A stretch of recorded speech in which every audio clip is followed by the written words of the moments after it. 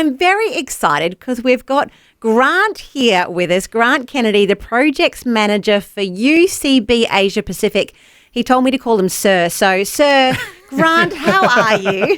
Very well, thank you very much. Thank you. And importantly, you're a Grant or a Grant? I'm a Grant. A Grant, excellent. That works better with my accent, so yeah, that's right. I appreciate that. I've learned to say Grant over the years. It doesn't come natural to me.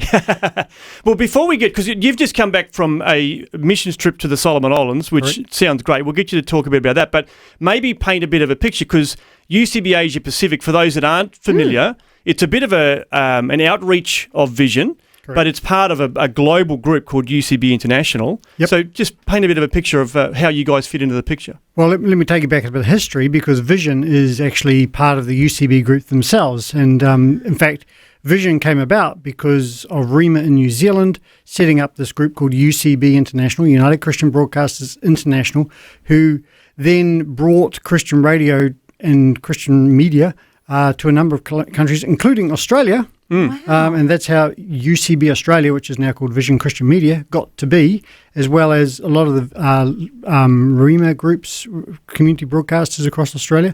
So UCB was fundamental in the start of that. Wow. And now I work for UCB Asia Pacific, which is an outreach arm of UCB Australia Vision Christian Media, and our job is simply to try and give the people of the Asia Pacific region what we enjoy here in Australia. Christian radio, the word for today, all that packaged together. Wow. So what are some of the places that we reach into? Well, we are Asia Pacific. I guess that's true. There are UCB. There's a UCB UK, for example, which is looking after Europe, and there's a UCB Africa, which is struggling. There's UCB in Americas as well. So we're just looking after the Asia Pacific region, and it's quite difficult to define because that is a massive area. But a lot of what we do is in the Pacific. So Cook Islands, Fiji, Vanuatu, Solomon Islands, Samoa, Tonga, Papua New Guinea, and then we're also in Timor-Leste. We're up into Nepal. We're in the Philippines. We're doing quite a lot of work in Indonesia at the moment with a group called JAPRI. Wow. Fantastic. Quite a bit. That's what a incredible. tough gig having to I was just work thinking. in Fiji or Vanuatu. I tell you, it's tough.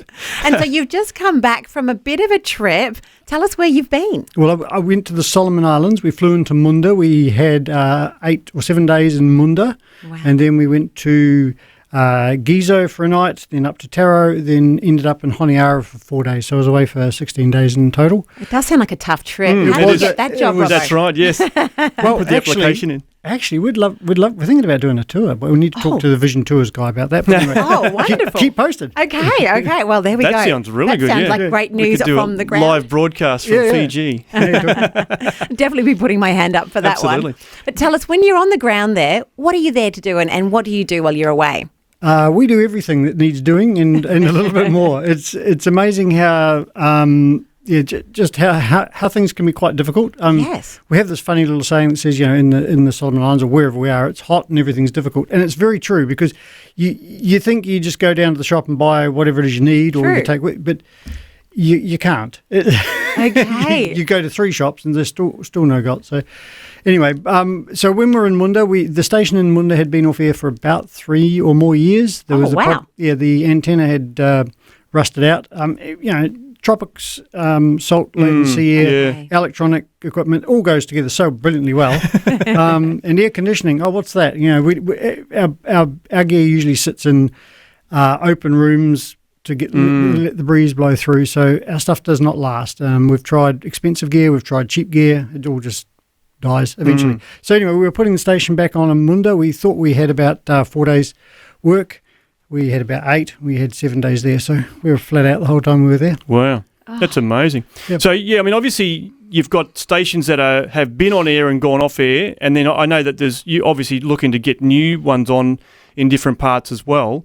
So there's lots of different complexity, I guess, to everything that you do. Yes, very complex, because everything's different, and it can change quite quickly as well, because we went to Gizo. I said we were in Gizo for one night.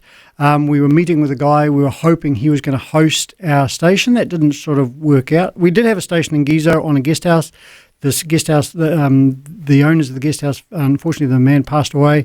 The guest house was sold. They took our station down. Right. And so we're looking for a new state. We're hoping it might have gone with him. So it didn't really work out that well. We went for a walk. We were walking back up the hill. We saw this telecom tower that didn't have anything on it. And I was with Owen, my mate, and he speaks fluent Pidgin. He spent the first 12 years of his life in the Solomon Islands, so he speaks like a local, although he's got white skin like me, and which is really funny for the locals because they look at him 3 times trying to figure out who he is. But yeah, so we spoke to the guy who was the caretaker there. He showed us in. Here's this beautiful tower, air conditioned, full power, everything ready to go. Yeah, and it's like, okay, well, and he gave us the names of the people to write to, so we didn't. Yeah, we're just praying that the door opens and we can put on not just a 25-watt station for Gizo, but a 300-watt station that will cover about 20,000 people. Oh, fantastic! If God opens that door for we'll us. pray for favour in that area. One area that I love I saw some video that you brought back with you, that it's always the people. Like you think about these gorgeous children running around and their mums and dads, of course. What does it mean when you're on the ground to the people to have access to these resources and to have the faith broadcasting in their local area? Well, yeah.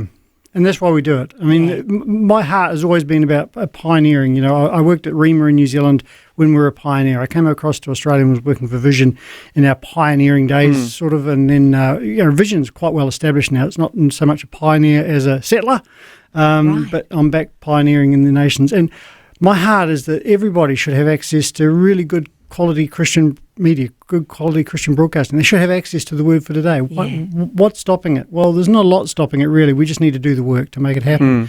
And that's why I'm out there. And yeah, you're right. The kids are just, I just love seeing the kids. I mean, yeah. Well, you mentioned that video, Fel, and we'll have to see. We'll see if we can get it put up onto our Facebook page, because it's a really cool little snapshot of what you've been up to over these last couple of weeks. And there's a beautiful scene of the little kids dancing in that video. And that's where my heart goes. You're immediately like, praise God that there is someone that we are a part of and reaching that generation with the message of Christ. Exactly. Yep. Something else in the video which really just tickled my fancy was you literally walking across the tarmac of the international airport. Yes. Tell us the story there. Well, the international airport is, there is an internet. You can fly directly to Munda from Brisbane. And there's the international airport there, and there is a walkway right across the middle of the tarmac. So there's a fence. There's a 10-foot fence with barbed wire all around, apart from with the 2 gates, which did have electronic locks, but now one of the gates is missing and whatever. So just looked at both ways before you cross the runway. And look both ways before you cross the runway. Do the planes honour the pedestrian crossing, or do they sort of divert if you're walking across? Well, we actually had that when we were in Timor-Leste. We were flying with MAF and we're coming down to land, and they just land on the bit of flat ground, and there was someone doing some truck driving lessons on the runway. We came around 3 times before they got the message that we were trying to land on. Well, there's no horns in a plane. We're flashing the landing lights. Classic. Well, look, so good to hear what you're up to, and certainly some points for prayer there for our listeners to say, let's continue to pray for God's favour and blessing in all that you're doing at UCB Asia Pacific. And as mentioned, we'll definitely see if we can get that video put up on our Facebook page as well, so that we can be more aware. But thanks for your time, Grant. Really exciting to hear what's going on. No worries.